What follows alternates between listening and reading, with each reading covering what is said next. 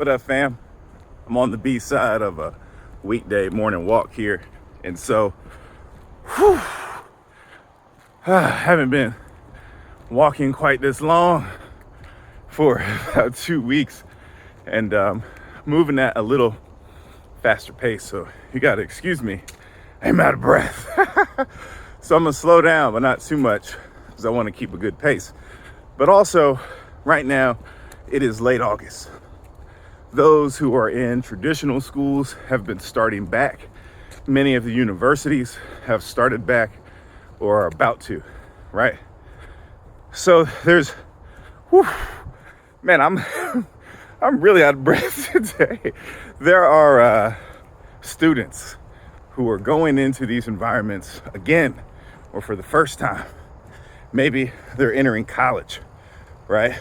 Community college or four-year university, even grad school, but especially those students who are having that first big transition experience into adulthood, where they are getting more time out of their guardian's home and spending more time as individual adults out in the world. That is what traditional college does, right? Or if you start living on your own during community college, it's one of the things it does. The other thing is there's a lot of anxiety around this time, a lot of concern, of warranted concern. Let me be clear, because you're paying money for this. You're taking time from your life, which is the most precious resource we have, to invest in yourself, to learn something, to become more knowledgeable, to enhance your intelligence, to learn some new skills, to gain some new experiences, to broaden your understandings of the world. These are the things that college, specifically undergrad, do. A lot of the time we think of it as just a vocational thing. I got to go here to get the best job. And then we try to make a liberal arts degree meaningless. But the reality is, it's perfectly fine to train for a specific skill or area while you're in a four-year university or even a community college or vocational program. But you have to understand, our world is rapidly changing, and it will change more rapidly as the technology continues to grow. Once quantum computing meets AI, there will be an exponential rate of growth, meaning that it will be almost instantaneous. We are closer to that point than many realize. And once we hit that point, our society is going to dramatically increase, and there will be growing pains, right? So when you're going into these situations, yeah, it's good to learn tech. All careers are using technology to various degrees. Automobiles are technology, buses are technology, stoves, devices in kitchens are forms of technology. Usually we're just thinking about computers and programming and coding, but there's so much technology. This phone I'm recording y'all on is technology. Anyway, the point of this is you're doing something big right now, transitioning back to school or to college for the first time. And when we're doing these things, we are warranted to have some anxiety, to have some concerns about the situation. Now, how do we manage those? How do we think about those? What are some examples of what not to do, or ways that we could intervene? So for me, when I was an undergrad, I did not understand my neurodivergent strengths.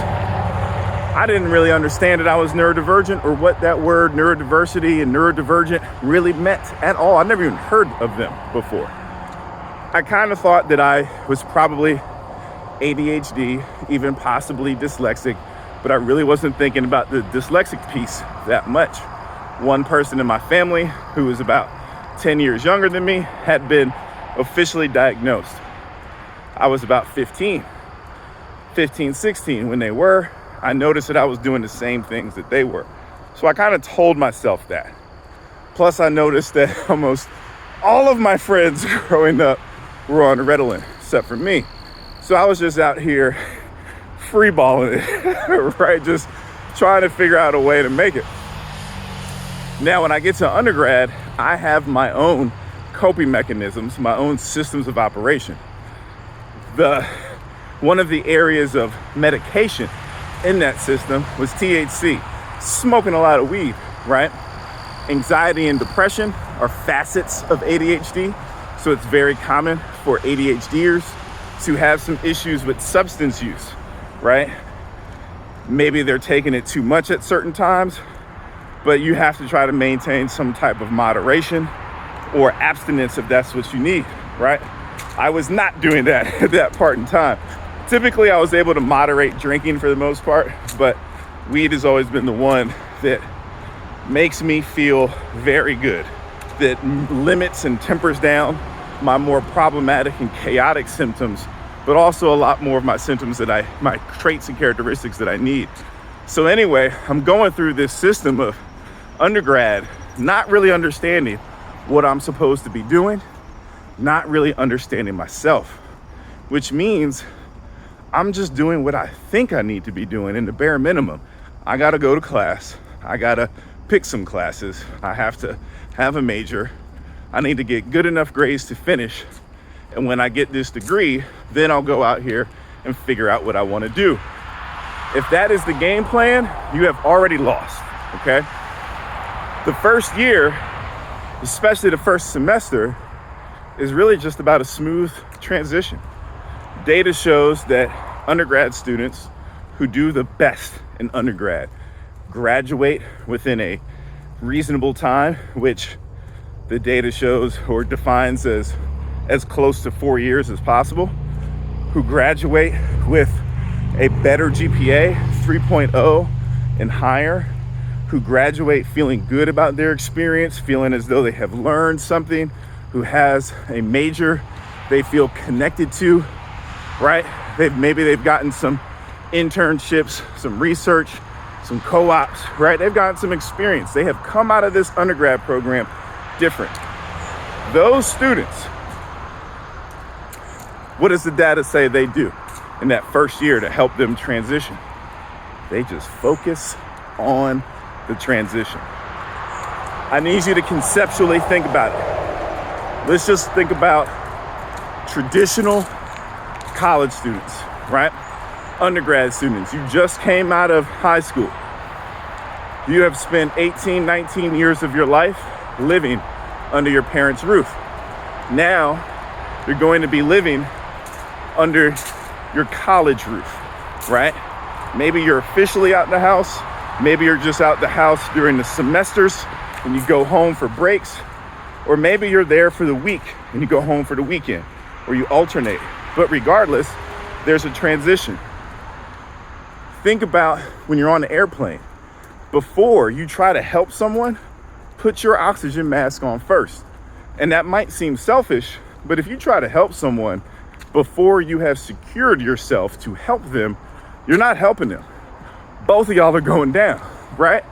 So you need to put your oxygen mask on first here. You need to respect that transition. And respecting that transition means understanding sleep patterns, the new written and unwritten rules for this campus you're at, how you respond to classes, where are good places to study, because that should be important. Some examples of schedules to manage your time. Try an 8, 8, and 8 schedule. It's 24 hours in a day. You got 3 blocks of 8 hours. You got 8 hours for class time and studying. You got 8 hours for having fun, because you need to have fun, and eating. And you got 8 hours for sleep. Now, they're not going to happen continuously, as though you go through one 8-hour block and then you transition to the other one, although sleep could be that way, right? But you're keeping track of these with an Excel spreadsheet or a Google sheet. You got some way to measure this, to put a plan together. That sounds like a lot of work, but think about the why you're doing this. Why are you in school? What is needed? What career field do you want to be? If you don't know that, that's fine. This is when you start taking the time to understand that.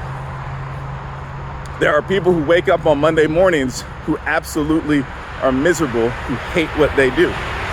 Do you want to be in that situation? If you don't, take the time to plan and think this through now.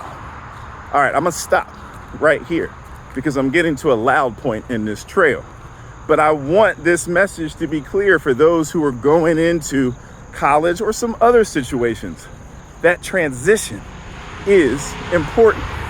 Respect the transition. Always respect the transition. All right, keep walking.